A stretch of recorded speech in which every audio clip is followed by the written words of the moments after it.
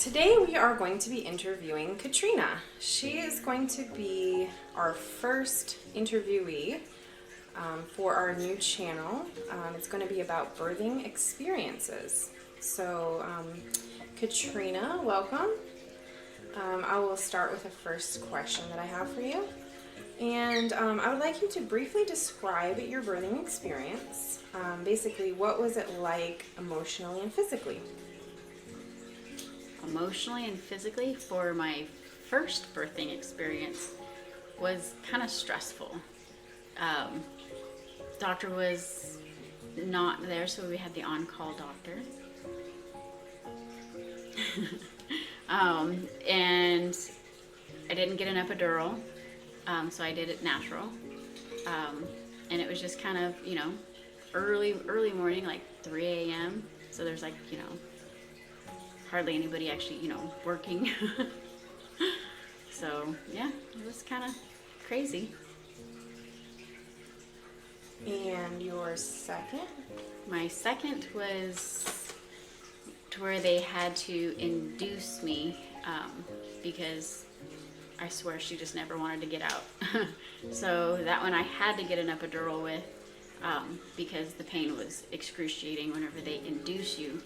The labor pains are harsher and they just come on like really, really bad. And, because your body's not naturally ready for it. So, and it just like enforces it and it hurts. So you have to have an epidural when you get induced. Okay. And your third one? My third one didn't have time for anything. And pretty much I demanded an epidural because I was just, in pain. I was just done. I was like, give me a damn epidural, make this stop. Mm-hmm. And the first time the anesthesiologist came in to do that, he didn't have the medication. So I was kind of not nice and yelled at him. So he stood outside until he had the meds. And when he came in, he's like trying to give me this whole spew of, this is gonna, this is how this is gonna work. And, I'm gonna do this. And I'm just like, look, you're on number 3. Just shut up and give it to me. Rolled me on my side. And then I was so angry with him. I told him he was too damn late and that, and I just kind of threw up my leg and I said, somebody needs to catch. And pretty much my son just kind of flew right out and landed on the table. And they all kind of scrambled around like in a panic, going, oh my God. And it was a good thing they hadn't removed the lower part because he would have ended up on the floor. Oh my gosh. So, and that's, they just kind of came over and like rushed really quick. And, they said they never seen a doctor up in labor room so quick though. They go, he looked scared. I bet. I was upset I didn't get my meds though. Oh my gosh. Whew. Okay. I would say that would be part of question number 2 about any unexpected challenges during your labor and delivery. Just that, I mean, I called him my Superman baby because he did. He just right on his own, no pushing, no nothing. Wow. Whew, okay. Number 3, did you have a birthing plan? And if so, did it go as expected? No, I never actually got a birthing plan. None of that was ever really explained. My oldest is 26. Mm-hmm. Back then, they didn't, really talk to you about anything. Mm-hmm. And when I was going to go for Lama's class, that's whenever they talk to you about that kind of stuff. They asked me, well, who's all going to be in the room with you when you give birth? I'm like, well, obviously the father. And my mom is going to be there. Oh, well, your mom's obviously had kids, so why are you here? And I was like, what? Why are you here?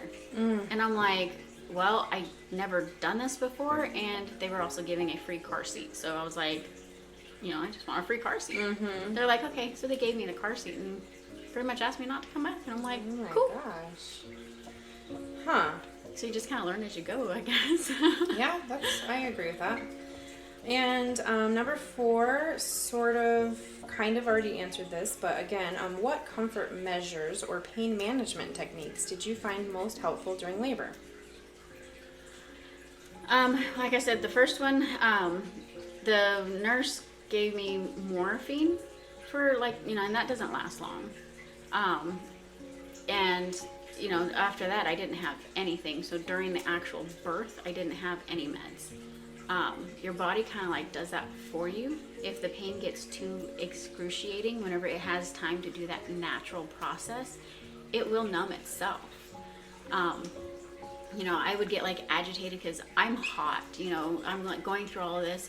I'm sweating, I'm hot. They're trying to like, you know, wipe me down with a rag and, you know, everything. And you're irritated over every little thing because it's just, you know, all of these emotions. And, you know, everybody else around me, my mom was like freezing because they had the room cold. And she's going, and I was like, what are you doing? And she's like, I'm cold. I'm like, no, it's not hot in here, you know. But, you know, they kept trying to like, you know, they would like take turns, you know, the father would, you know, get a rag, get it wet, wipe me down. My mom would remove it whenever it got hot. And it was like, you know, they kind of worked together, you know, because you're not focused on what they're doing unless they do something to irritate you. All right. Were there any specific birthing positions or movements that you found particularly effective during labor? When I was in labor, because they broke my water, and once they broke the water, they were like, you know, stay still. You're right there, you know. So all I had was to lay down. I didn't have the options like they give you now, you know, not the, you know, exercise balls or, you know, they don't give you the option to actually just go anywhere else once they break your water.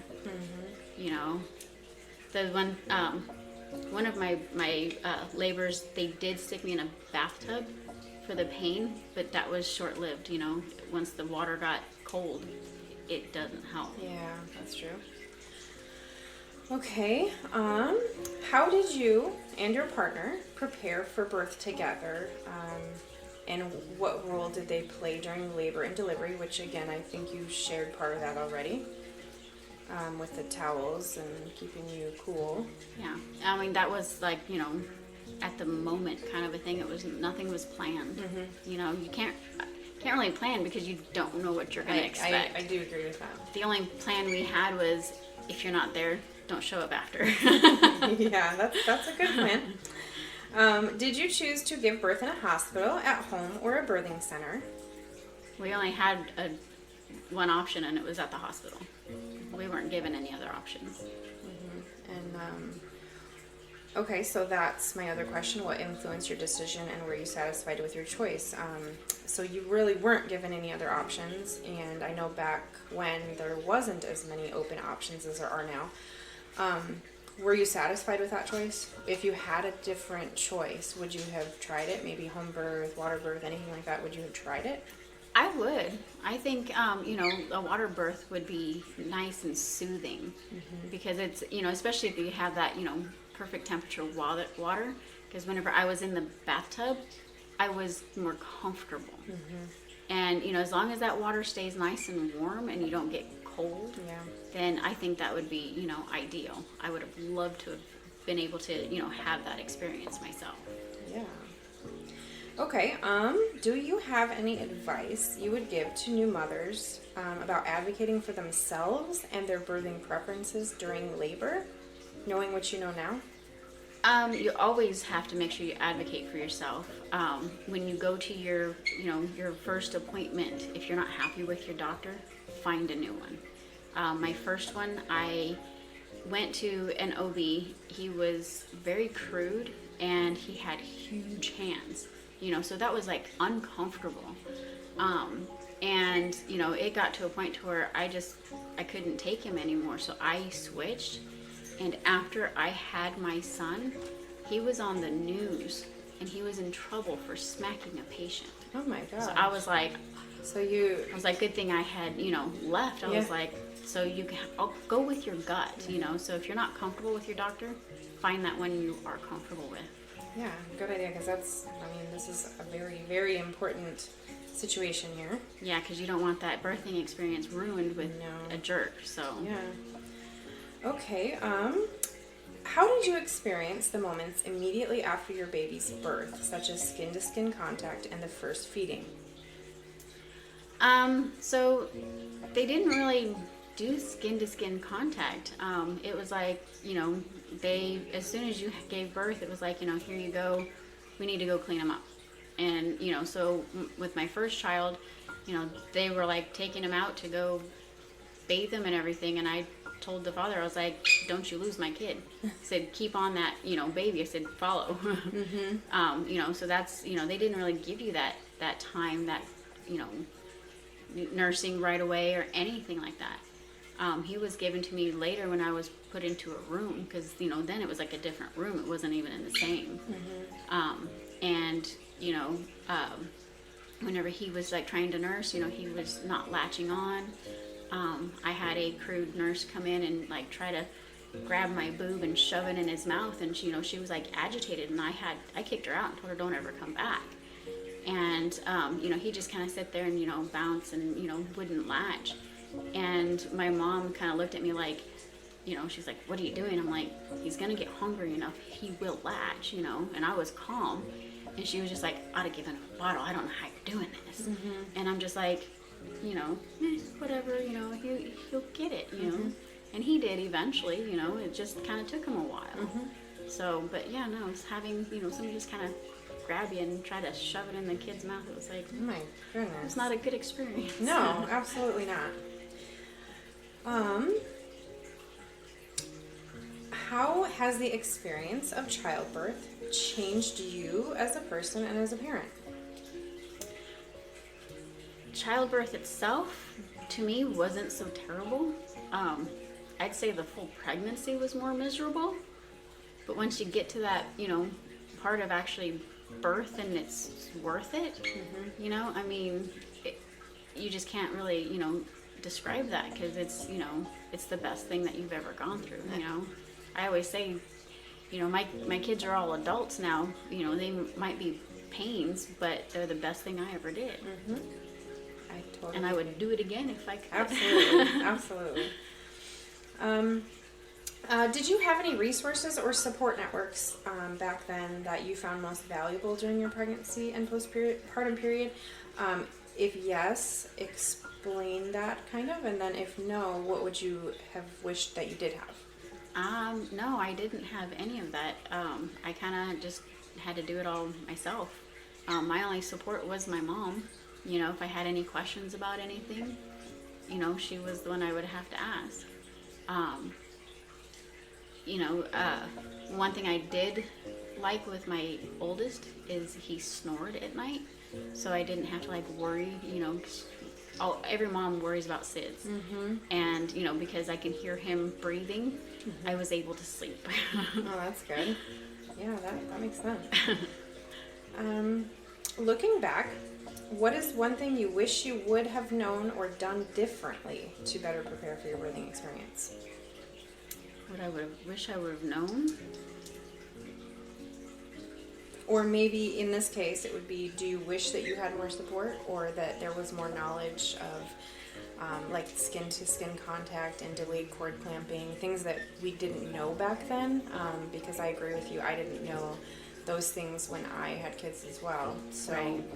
maybe more resources. Oh, definitely the, you know, delayed cord clamping. I mean, they say it's so beneficial, but yet with my, you know, third one, when he, you know, they didn't clamp the cord fast enough, they, you know, were worried about him having too much blood, to where they drained blood from him because they said he had too much. He was too red. And I, you know, fought, and I kept telling him, I'm like, you know, it's a family thing. Our babies, you know, come out red, you know, so leave them alone. But they would constantly come in and, you know, you take vials and vials and vials. And it was like, why are you draining my baby? His poor heels, they would poke and, you know, just squeeze blood. It was awful.